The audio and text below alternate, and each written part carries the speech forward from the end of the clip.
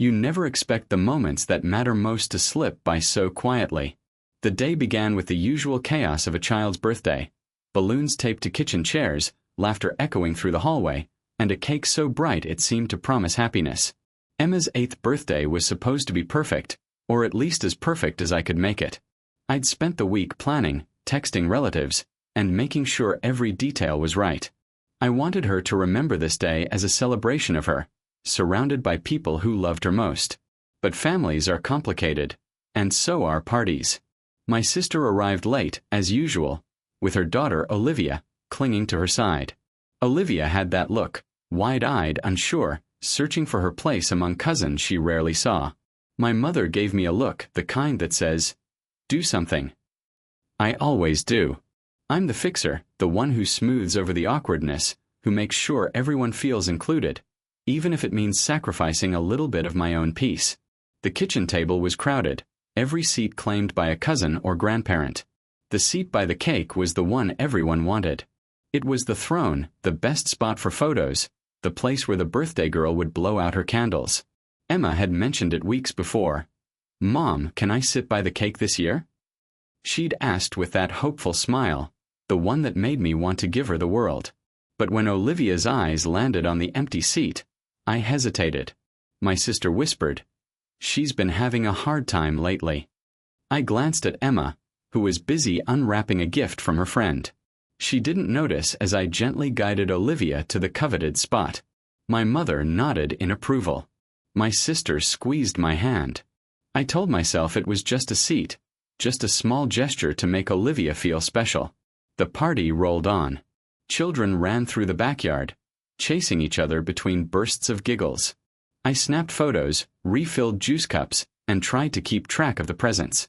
Emma seemed happy, at least that's what I told myself. She laughed with her friends, posed for pictures, and thanked everyone for coming.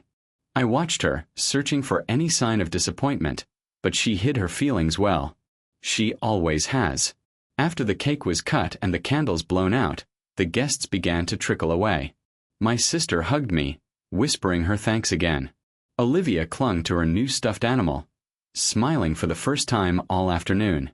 I felt a small sense of relief. Maybe I'd done the right thing. Maybe Emma hadn't even noticed.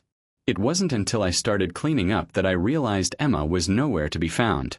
Her presents sat unopened in the corner. Her party hat lay abandoned on the floor. I called her name, checked every room, and finally found her backpack missing from the hallway.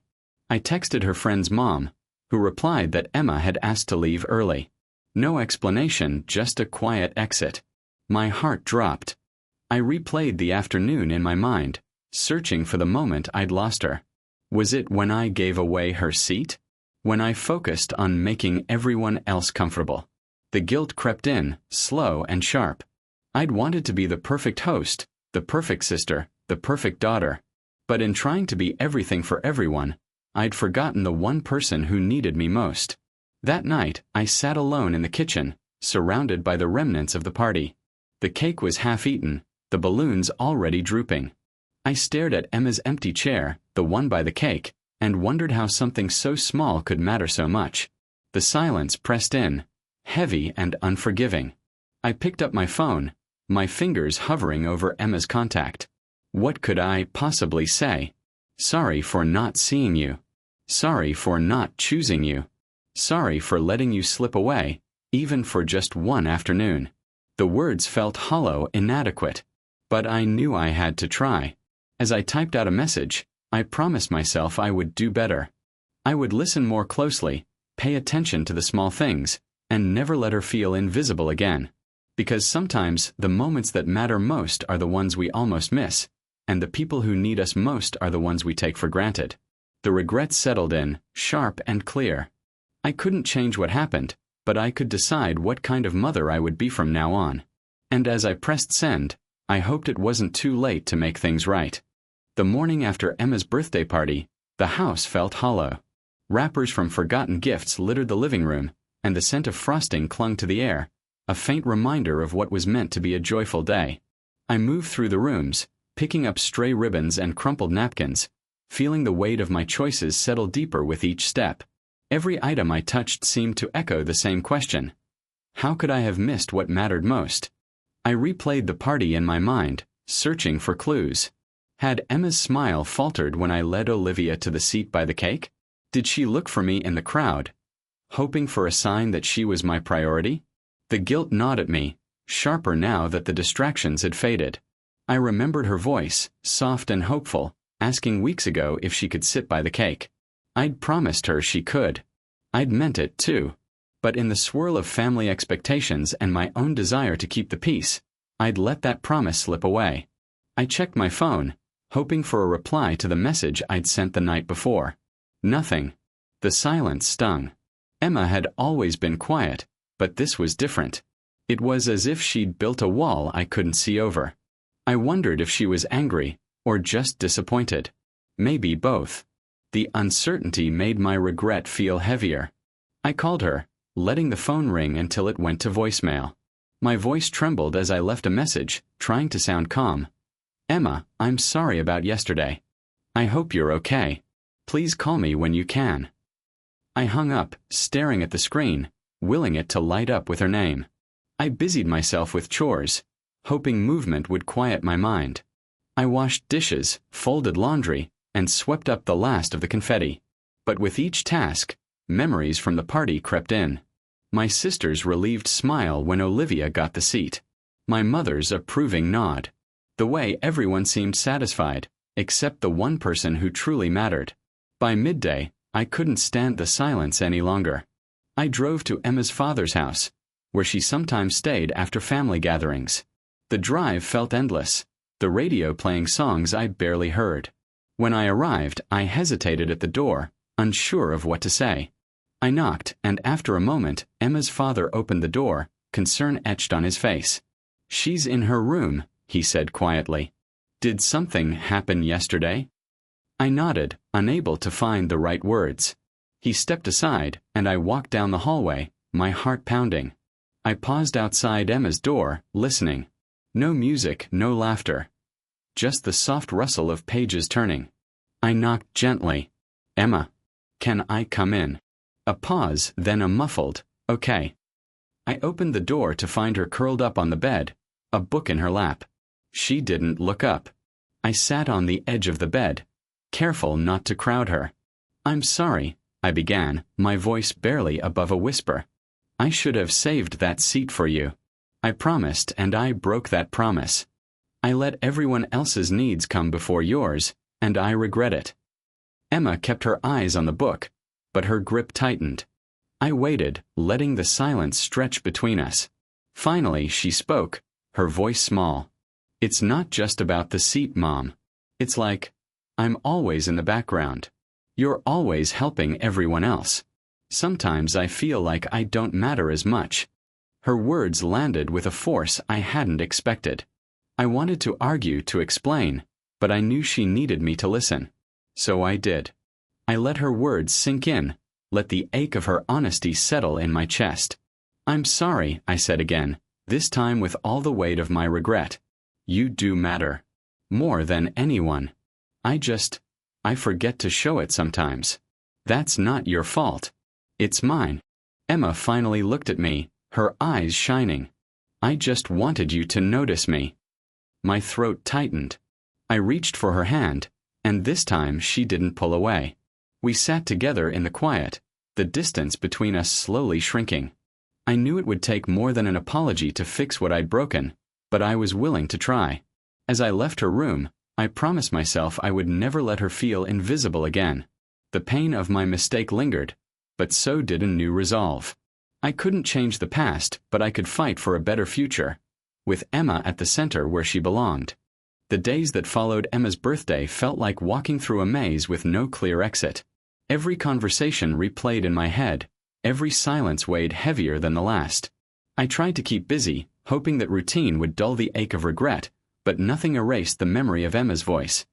Sometimes I feel like I don't matter as much. Those words clung to me, echoing in the quiet moments when I was alone. At work, I found myself distracted, my mind drifting back to the party, to Emma's empty chair by the cake.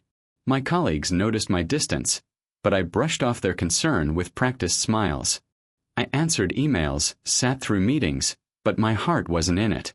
Every time my phone buzzed, I hoped it was Emma, but she kept her distance, responding only with short, polite texts. I understood. Trust, once shaken, is slow to rebuild. One evening, I sat at the kitchen table, staring at the remains of the birthday cake. The frosting had hardened and the colors had faded, but I couldn't bring myself to throw it away. It felt like a symbol of everything I'd mishandled, a celebration soured by a single careless choice. I thought about how easily I'd given away Emma's moment, how I'd let family dynamics dictate my actions instead of listening to my daughter's quiet wishes. I reached out to my sister, hoping for some clarity. Did Olivia enjoy the party? I asked, trying to keep my tone light. She did, my sister replied, her voice warm. Thank you for making her feel special. She's had a rough time at school lately, and this meant a lot. I nodded, feeling a pang of guilt. I wanted Olivia to feel welcome, but not at the expense of my own child. My sister noticed my hesitation. Is everything okay? She asked. I hesitated, then decided to be honest. I think I hurt Emma's feelings. She left the party early, and I'm worried she felt left out. My sister's face softened. Kids notice more than we think. Maybe she just needs some time. After our call, I sat in the quiet, reflecting on the ways I'd tried to please everyone. My mother, my sister, the other guests, while missing the one person who needed me most. I realized that my desire to keep the peace had come at a cost. I'd traded Emma's happiness for a moment of family harmony, not realizing the depth of her disappointment. Determined to make amends, I decided to do something different. Instead of another apology, I wanted to show Emma that she was seen, that her feelings mattered. I started planning a small outing, just the two of us. No distractions, no extended family, just time together. I texted her. Would you like to go to the art museum with me this weekend? Just us. She took hours to reply, but when she did, her answer was simple. Okay. The relief was immediate, but so was the anxiety.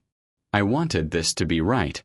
I wanted her to know that she was my priority, not just in words but in actions. I spent the next few days thinking about how to reconnect, how to rebuild the trust I'd damaged. When Saturday arrived, I picked Emma up in the morning. She was quiet, her expression guarded. I resisted the urge to fill the silence with apologies or explanations. Instead, I let her set the pace. At the museum, she wandered from exhibit to exhibit, pausing in front of a painting of a crowded table. She studied it for a long time, then finally spoke. Do you think the person at the end feels left out? She asked, her voice barely above a whisper.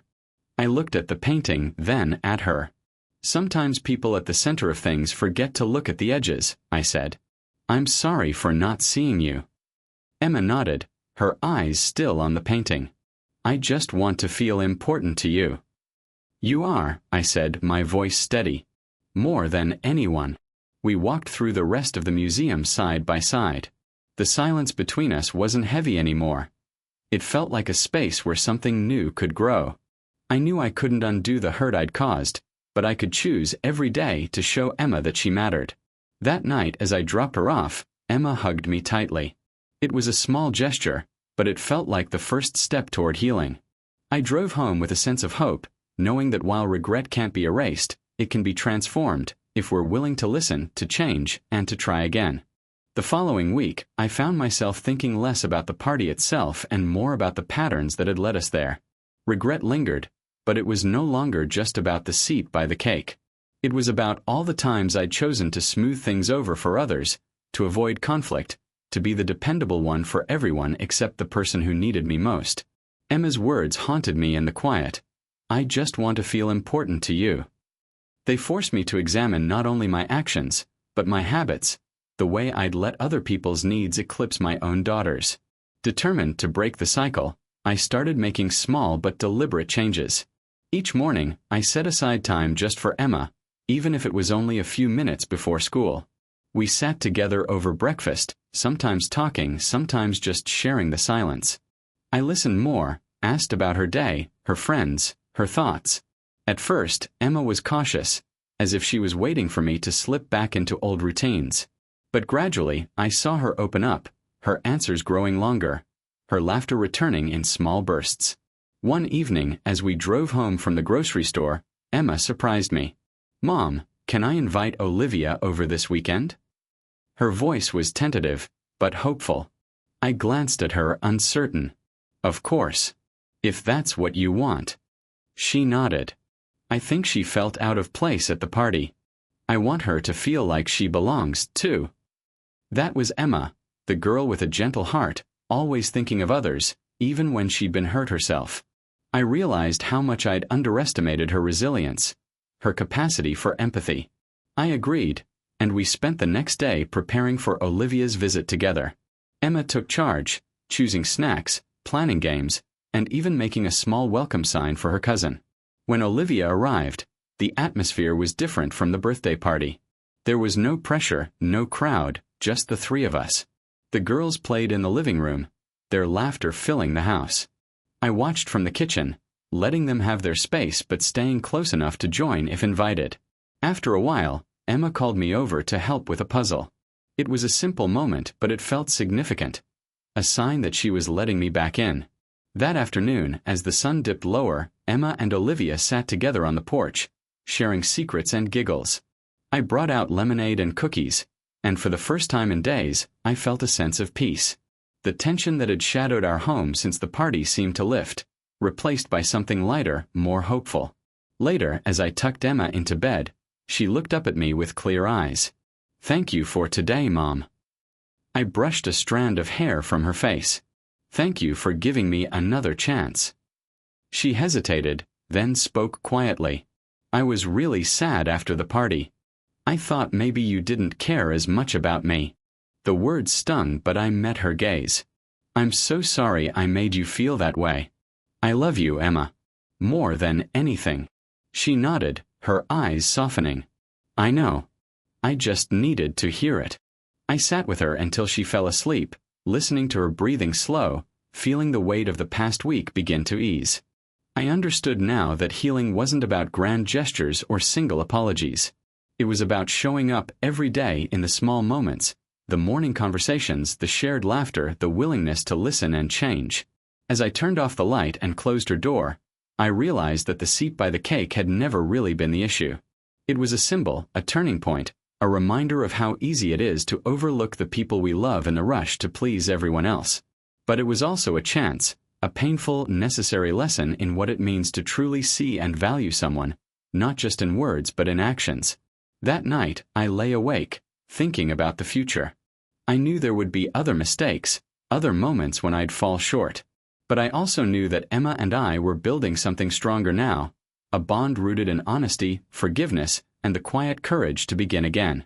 And for the first time since the party, I felt hope, real, steady hope, for both of us.